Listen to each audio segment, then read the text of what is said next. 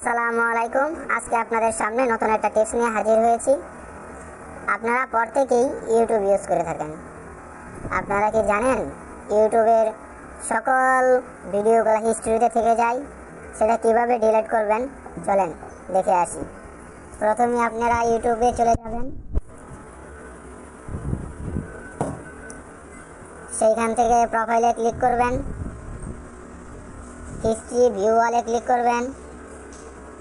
সেইখান থেকে আপনারা যদি ইচ্ছা হয় তাহলে একটা একটা ক্লিক করে ডিলিট করতে পারবেন। তো এভাবে অনেক সময় লেগে যায়। সো এভাবে না করে অন্য একটা টেকনিক দেখাচ্ছি আপনাদেরকে। গুগল অ্যাকাউন্টে চলে যাবেন, সেখানে ডেটা অ্যান্ড প্রাইভেসিতে চলে যাবেন, একটু স্ক্রল করে নিচে যাবেন, আবার টাইমলাইনের পরে দেখেন ইউটিউব ওয়াচ সার্চ হিস্টোরি আছে, ওইখানে ক্লিক করবেন। একটা ব্রাউজার আপনারা লগ ইন করে নেবেন।